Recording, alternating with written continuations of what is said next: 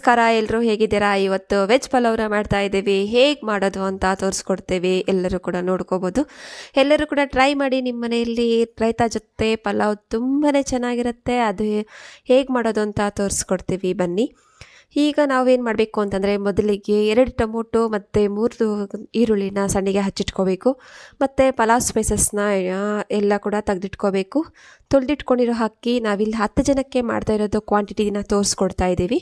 ನೀವು ನಿಮ್ಮ ಮನೇಲಿ ಎಷ್ಟು ಜನ ಇದ್ದೀರಾ ಅಂತ ಅದಕ್ಕೆ ತಕ್ಕನ ಹಾಗೆ ನೀವು ಕೂಡ ಸ್ವಲ್ಪ ಕಡಿಮೆ ಕ್ವಾಂಟಿಟಿನ ತಗೊಂಡು ಮಾಡ್ಕೋಬಹುದು. ತರಕಾರಿ ಏನೇನು ತೊಗೊಂಡಿದ್ದೀವಿ ಅಂತಂದರೆ, ಇಲ್ಲಿ ನೋಡ್ತಿರ್ಬೋದು, ಕಟ್ ಮಾಡಿ ಇಟ್ಕೊಂಡಿರೋಂಥ ಬೀನ್ಸು, ಕ್ಯಾರೆಟು, ಆಲೂಗಡ್ಡೆ ಮತ್ತು ಬಟಾಣಿ. ಹಾಗೆ ಮಸಾಲೆ ಮಾಡೋದಕ್ಕೆ ಸ್ವಲ್ಪ ಮಸಾಲೆ ಕೂಡ ರುಬ್ಬಿಟ್ಕೋಬೇಕು. ಅದನ್ನು ಕೂಡ ಏನು ಮಾಡಿದ್ದೀವಿ ಅಂತಂದರೆ ರುಬ್ಬಿಟ್ಕೊಂಡಿದ್ದೀವಿ. ನೀವು ಮಿಕ್ಸಿ ಜಾರೆಲ್ಲ ನೋಡ್ತಾ ಇದ್ದೀರಿ. ಅದರಲ್ಲಿ ಶುಂಠಿ, ಬೆಳ್ಳುಳ್ಳಿ, ಪುದೀನ, ಕೊತ್ತಂಬರಿ, ಹಸಿ ಮೆಣಸಿನ್ಕಾಯಿ, ಕಾಯಿ ತುರಿನ ನೀಟಾಗಿ ರುಬ್ಬಿಟ್ಕೊಂಡಿದ್ದೀವಿ. ಈಗ ಹೇಗೆ ಮಾಡೋದು ಅಂತ ತೋರಿಸ್ಕೊಡ್ತೀವಿ.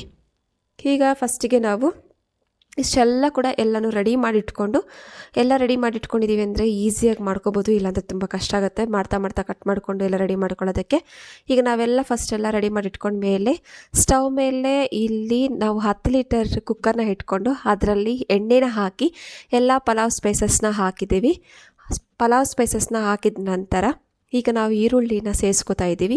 ಈಗ ಈರುಳ್ಳಿನ ಚೆನ್ನಾಗಿ ಗೋಲ್ಡನ್ ಕಲರ್ ಬರೋ ತನಕ ನೀಟಾಗಿ ನಾವು ಅದನ್ನು ಫ್ರೈ ಮಾಡ್ಕೋಬೇಕಾಗತ್ತೆ. ನೀವು ನೋಡ್ತಿದ್ದೀರಾ, ಈಗ ಚೆನ್ನಾಗಿ ಅದು ಫ್ರೈ ಆಗ್ತಾ ಇದೆ. ನೀಟಾಗಿ ಫ್ರೈ ಆಗಿದೆ, ಗೋಲ್ಡನ್ ಕಲರ್ ಬಂದಿದೆ ಈರುಳ್ಳಿ. ಅದಕ್ಕೆ ಈಗ ನಾವು ಹಚ್ಚಿಟ್ಕೊಂಡಿರೋಂಥ ಟೊಮೊಟೊನ ಕೂಡ ಇಲ್ಲಿ ಸೇರಿಸ್ಕೊಂಡು ನೀಟಾಗಿ ಅದನ್ನು ಮಿಕ್ಸ್ ಮಾಡ್ತಾ ಇದ್ದೀವಿ. ಇದು ಒಂದು ಸ್ವಲ್ಪ ಬಿಸಿ ಆಗಬೇಕು. ಈಗ ಎಲ್ಲ ತರಕಾರಿಗಳನ್ನ ಕೂಡ ಸೇರಿಸ್ಕೊತಾ ಇದ್ದೀವಿ. ಸೇರಿಸ್ಕೊಂಡು ಅದನ್ನು ನಾವು ನೀಟಾಗಿ ಕಲಿಸ್ಕೋಬೇಕಾಗತ್ತೆ. ಆ್ಯಕ್ಚುಲಿ ಇಲ್ಲಿ ತರಕಾರಿ ಎಲ್ಲ ಕೂಡ ಸೇರಿಸ್ಕೊಂಡಿರೋ ನಂತರ ನಾವಿಲ್ಲಿ ಸ್ವಲ್ಪ ಉಪ್ಪನ್ನ ಹಾಕಿ ನೀಟಾಗಿ ಬೆರೆಸ್ಕೊತಾ ಇದ್ದೀವಿ. ಈ ಥರ ನೀಟಾಗಿ ನಾವು ಇದನ್ನು ಫ್ರೈ ಮಾಡ್ಕೊಂಡಿದ್ದೀವಿ ಅಂದರೆ ತುಂಬ ಚೆನ್ನಾಗಿ ಟೇಸ್ಟಿಯಾಗಿ ಬರುತ್ತೆ. ನೀವು ಕೂಡ ಟ್ರೈ ಮಾಡ್ಬೋದು. ಈಗ ರುಬ್ಬಿಟ್ಕೊಂಡಿರೋಂಥ ಮಸಾಲೆನ ಈಗ ಇದಕ್ಕೆ ಬೆರೆಸ್ಕೊತಾ ಇದ್ದೀವಿ.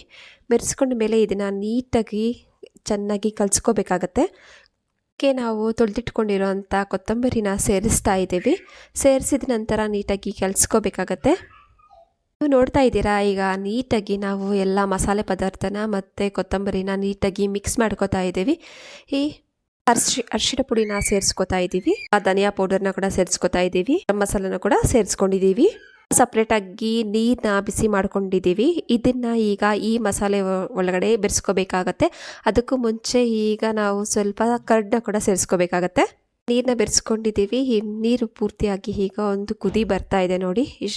ಈಗ ತೊಳೆದಿಟ್ಕೊಂಡಿರೋಂಥ ಅಕ್ಕಿನ ಇದರಲ್ಲಿ ಸೇರಿಸ್ಕೊಂಡು ನೀಟಾಗಿ ಕಲಿಸ್ಕೋಬೇಕಾಗತ್ತೆ.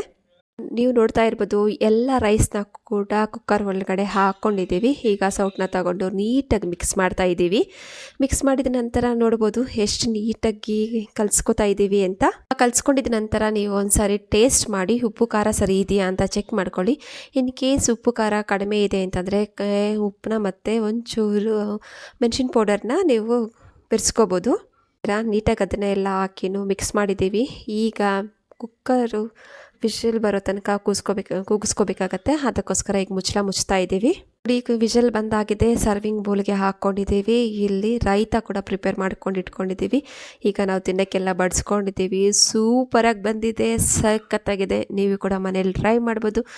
ಹೇಗಿದೆ ಅಂತ ಕಾಮೆಂಟ್ ಮೂಲಕ ತಿಳಿಸ್ಕೊಡಿ. Thank you so much. Please ನನ್ನ ಚಾನಲ್ಗೆ ಸಬ್ಸ್ಕ್ರೈಬ್ ಮಾಡಿ. ಇಷ್ಟ ಆಗಿದ್ದರೆ ಲೈಕ್ ಮಾಡಿ, ಶೇರ್ ಮಾಡಿ ಅಂತ ರಿಕ್ವೆಸ್ಟ್ ಮಾಡ್ತಾ ಇದ್ದೀವಿ. Thank you so much.